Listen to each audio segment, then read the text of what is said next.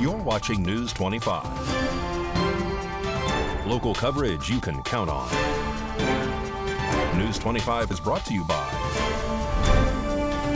J.K. Nelson Law, voted Best of Las Vegas. Give them a call, 702-727-9900. News 25 is also brought to you by Desert View Hospital. You can count on us.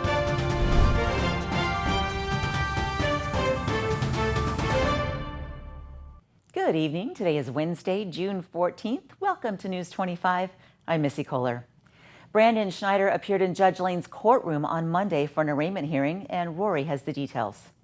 Brandon Schneider, a former mixed martial arts fighter, was arrested in March of 2020 for an assault with a deadly weapon and resisting a public officer. Deputies were dispatched to an address in Pahrump on March 27, 2020 for a report of a domestic. The victim stated that Schneider came up to her house and was very angry. He backed up his vehicle and advanced towards her at a high rate of speed while she was standing in the driveway. She then realized that he was allegedly not going to stop and started running away to avoid getting hit. Schneider then hit her fence and sped off after the incident. The victim stated that he also forcefully grabbed her hands and intentionally was trying to hit her. And a voluntary witness who allegedly saw everything that happened says that this statement was reportedly true. Once Schneider was located, he was immediately put under arrest. He then allegedly became upset and yelled that he would rather the deputies shoot him instead of taking him to jail. Other than this arrest, Schneider also has several other charges, and most of them will be filed in Justice Court.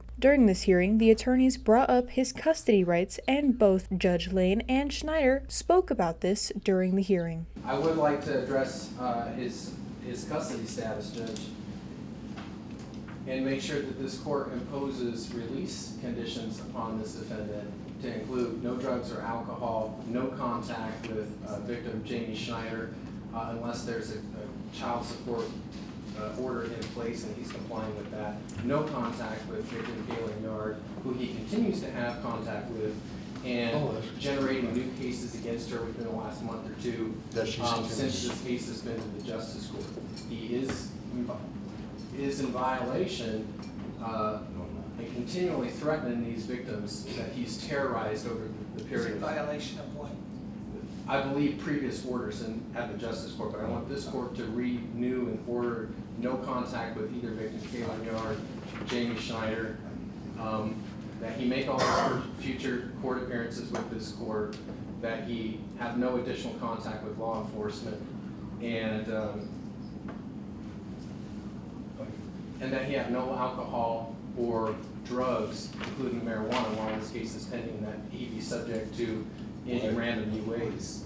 As to the no contact issues, one, these orders are already in place, and two, there are orders regarding the children and how Mr. Schneider should have contact with the mothers of the children and what's happening. I think they're my cases, and I don't think I would tell him to have contact with the mom for the kids. I'd probably have some kind of supervised visitation or something set up. But there's some coordination going on, and my understanding is the text messages going back and forth are regarding the coordination of the supervised visitations. No more contact. Shit, I've been down in my... So how is he to go about seeing the children then if he's not? Is there someone that you both trust that y'all can talk to make sure these No, my visits mom happen? and her and all them coerced. My mom left for 3 weeks. She wanted to discuss with me about when I need to see my child next. I missed when I was supposed to see her Saturday this week again. She got charged for it already. They don't want to press charges against it. They want to drop all charges against everybody else, but they want to push it against me. When all I've done was want to be a father. They took my right. They slandered my name. Do you currently have a CASA on your case? A what? Court-appointed special advocate? No, I don't. I had CPS write a letter saying I should never lost custody. All right, we'll put CASA on the case. The U.S. Marshals Service is searching for a woman accused of dealing methamphetamine. Sabrina Bradley, 50, is wanted for conspiracy to distribute a controlled substance. Bradley faces a federal charge in the Northern District of Iowa. She made an initial appearance for the case in the District of Nevada in August of 2022. She was released on conditions, including that she return for future court appearances, and she has since failed to show up, according to court documents. Bradley has ties to Las Vegas and Pahrump, according to Supervisory Deputy U.S. Marshal Ray Venegas. Quote, "She's not doing a whole lot to hide herself, yet she's doing a pretty good job at hiding herself," Venegas told the News 8 team, now investigator. Bradley does not have a violent criminal history, but she is considered dangerous due to the fact that she was distributing narcotics. Venegas said Bradley is known to abuse drugs and gamble, according to the U.S. Marshals. Venegas said that she frequents various Dottie's locations throughout southern Nevada. The U.S. Marshals are asking for the public's help to locate Bradley. Anyone with information is urged to contact law enforcement and not to approach Bradley if they see her. You can contact the U.S. Marshals Communications Center at 1-877-926-8332 or Crime Stoppers at 702-385-5555. When we come back, former President Donald Trump appeared in federal court yesterday, and we'll talk more about that. Stay with us.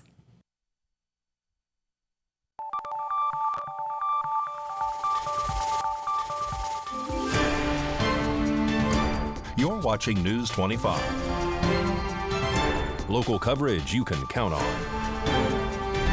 This segment of the news is brought to you by John Air. For all your heating and air conditioning needs, call 775-751-2372.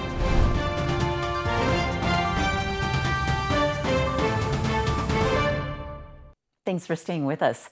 Former President Donald Trump made an appearance in a Miami federal court yesterday. Both pro-Trump supporters and anti-Trump protesters showed up as well. RJ has the story.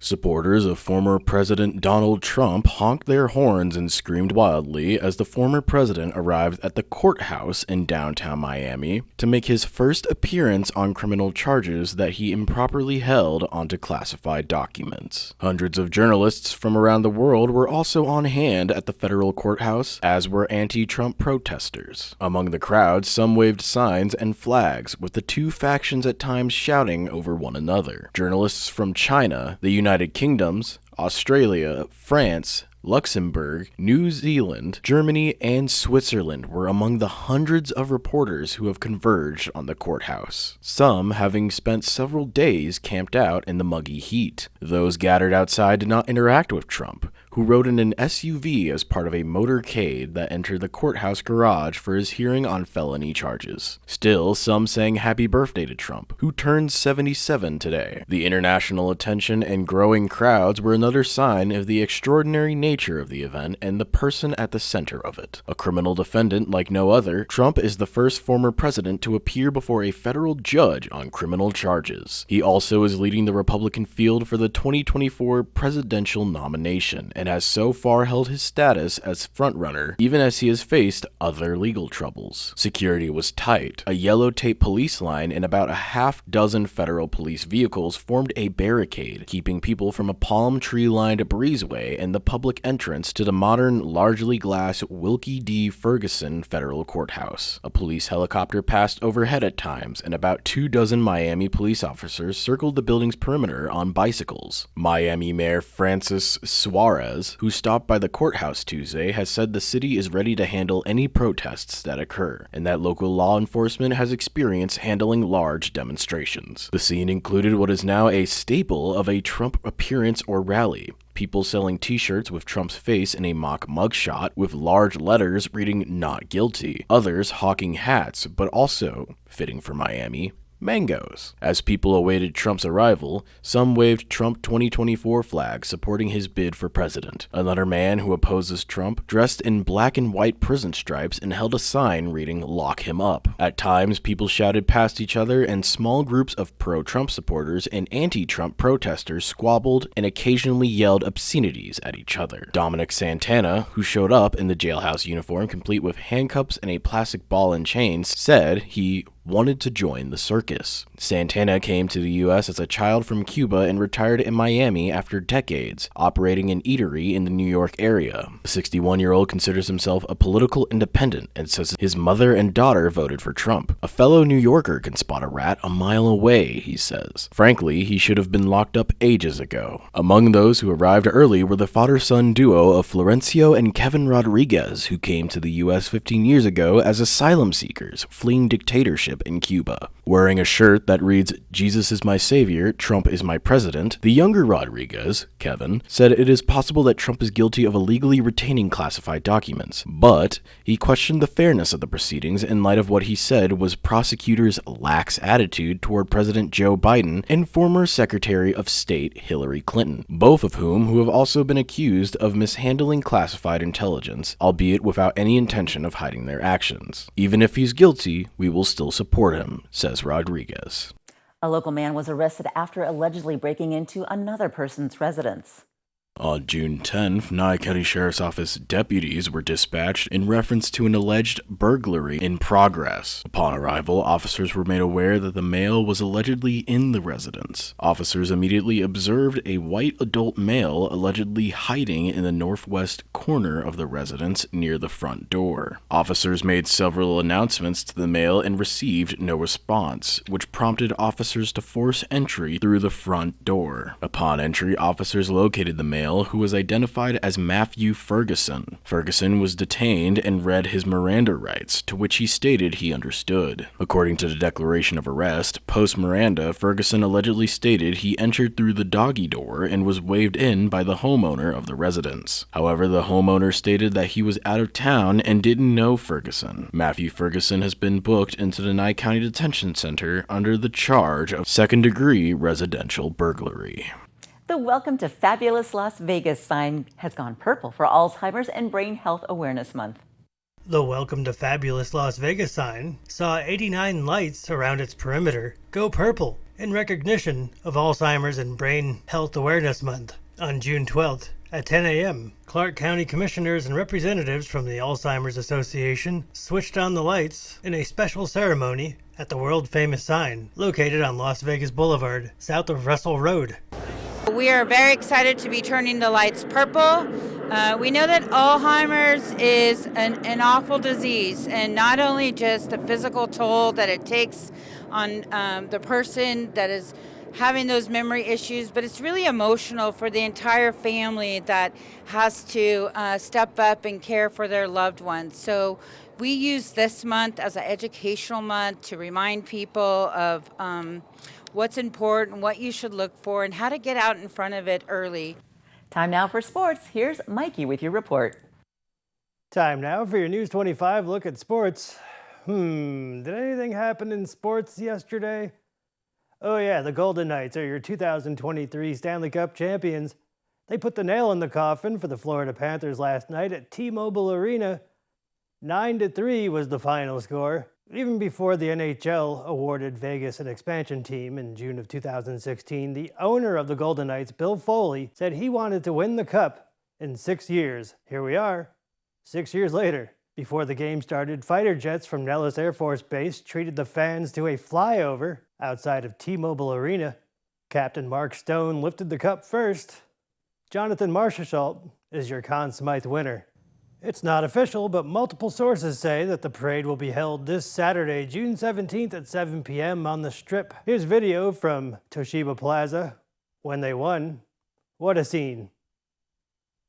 Congratulations, Golden Knights. Las Vegas Aviators at home last night taking on the Reno Aces for the Battle of Nevada. On the wrong end, 11-2, Reno with the win. Rematch tonight at 7:05 from Las Vegas Ballpark. Las Vegas Aces play the Seattle Storm tomorrow evening. From Michelob Ultra Arena at 7 o'clock, it's Pride Night, go Aces. And good luck to the Pahrump Valley Junior All-Stars. They're heading to Vegas for the 2023 Junior District Tournament this week. And that's your look at sports on News 25. And today is Flag Day. Did you know? Flag Day is celebrated in the United States every June 14th. It commemorates the adoption of the flag of the United States on June 14th, 1777. So happy Flag Day. Coming up after the break, we'll have your health report.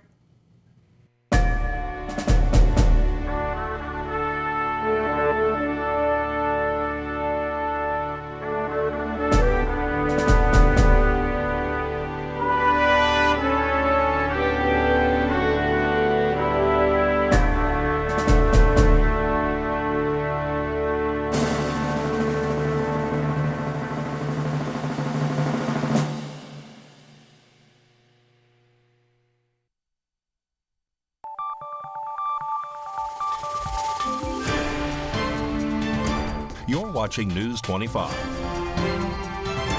Local coverage you can count on.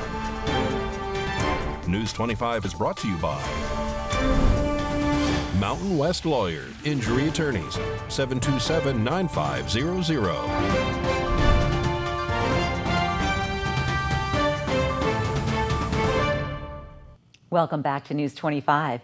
Today is Blood Donor Day, and if you've never donated blood before, it's worth considering. As Dr. Tom Waters with Cleveland Clinic explains, hospitals are always looking to increase their supply. Blood that is donated can be used for surgical patients who are undergoing surgery, for trauma patients who've had a significant injury, or patients with other medical conditions that might require a transfusion. According to the Red Cross, every 2 seconds, someone in the United States needs blood or platelets. And the most common type of blood requested by hospitals is type O. For those who have never donated, the blood donation process is relatively simple. First, you'll complete a donor registration, then go over your health history and do a mini physical. From there, a medical professional will hook you up for the blood draw, which typically takes 8 to 10 minutes. If you're donating platelets, red cells, or plasma, it can take up to 2 hours. Dr. Waters has some advice for those who may be nervous to donate. There are a lot of people out there who are afraid of needles, so understandably it can be a scary event to undertake. But it is safe, it's very simple, it's relatively painless, you'll feel a little pinch. It only takes a few minutes, and again, it can be life-saving for someone who needs a transfusion. To find a blood drive near you, call your local hospital or visit the Red Cross website. The Rescue Treasures Cat Cafe is protecting animal life in Las Vegas, and they have plenty of adorable cats looking for new homes. Today's Rescue a Pet segment is brought to you by Realty Executives in Action. Put the team at Realty Executives in action for you. The Rescued Treasures Cat Cafe by PALNV is hosting Kit Tea Time every Thursday this summer with a reduced entry fee of $10. Enjoy tea and biscuits or coffee, soft drinks, and other snacks while spending time with adoptable cats. They have free Wi-Fi, games, and a gift shop too. You can reserve a time at palnv.org/book-a-visit. Adoptable cats include Bellini, Birdie, Juicy Fruit, Minnie, Sergeant Pepper, and Rosie. For more information on adoptable cats, visit palnv.org.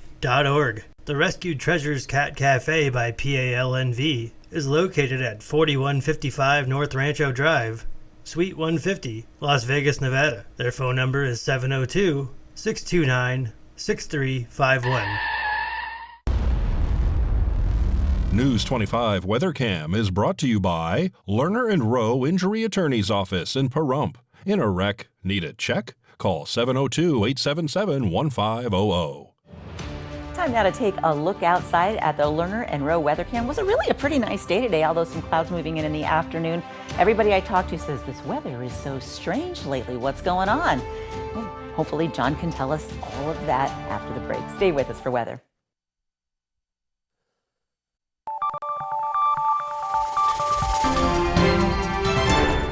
News 25 weather is brought to you by Dairy Council of Nevada. Undeniably delicious, undeniably dairy. Enjoy what's real.